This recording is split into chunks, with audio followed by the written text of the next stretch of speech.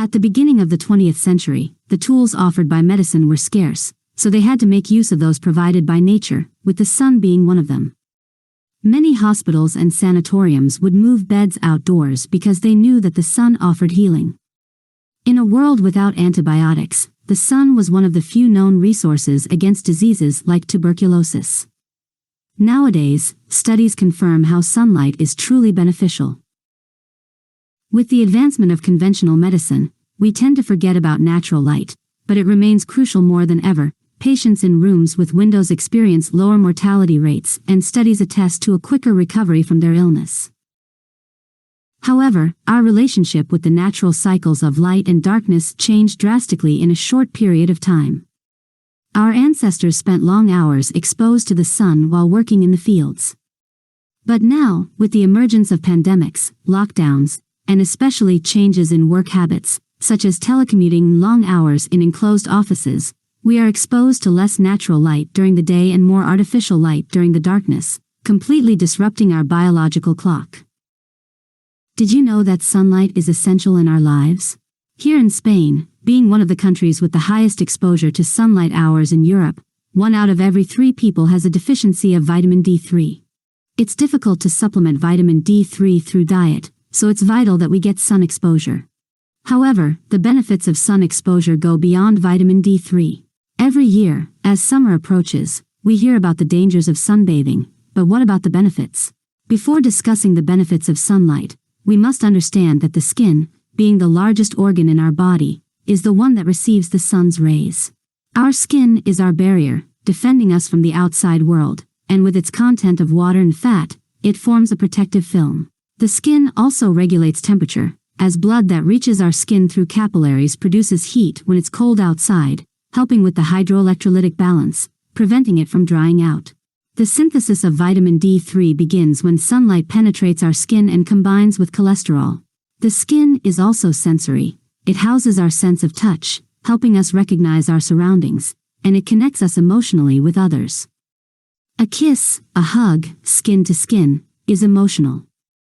If you want to learn how to establish an emotional bond with your child through the skin, watch the video I've linked in the description of this video, where I talk about infant massage.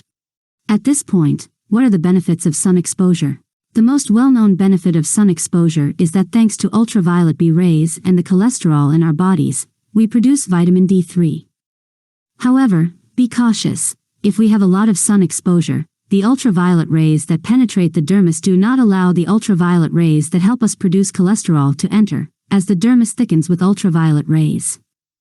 With 7 minutes of sun exposure per day in summer and 20 in winter, it's enough to produce vitamin D3. The sun provides a sense of well-being. When sun rays touch the skin and penetrate through the retina, serotonin levels increase, inducing pleasure and happiness. Therefore, in winter or in areas with very little sun, 20% of the population suffers from seasonal affective disorder. Seasonal affective disorder is a cyclical state caused by a lack of sunlight. The sun wakes us up as it influences the secretion of melatonin, which induces sleep. The fourth benefit of sun exposure is that it reduces the reproduction of viruses.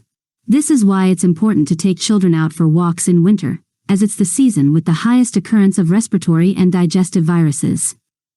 In Nordic countries, it's common to leave children exposed to the sun outdoors while they nap, so they can benefit from those few rays of sun.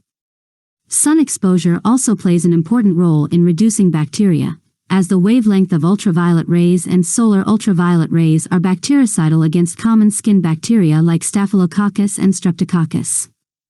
Therefore, infected wounds on the skin heal better with sun exposure, as the sun also has a healing power. The sixth function and benefit of sun rays is that the influence on viruses and bacteria, as mentioned earlier, leads to an increased resistance to infections and improves the immune system, as it generates more white blood cells.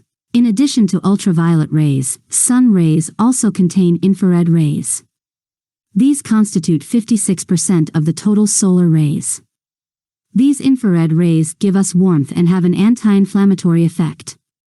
Sunbathing provides us with numerous benefits, but excessive exposure, at inappropriate times, or without proper protection, can lead to risks that we may not consider. If you want to learn more about the risks of sun exposure, watch the videos I've linked in the description about the risks of sun exposure and sun protection. If you enjoyed this video, give it a thumbs up, subscribe, and hit the notification bell.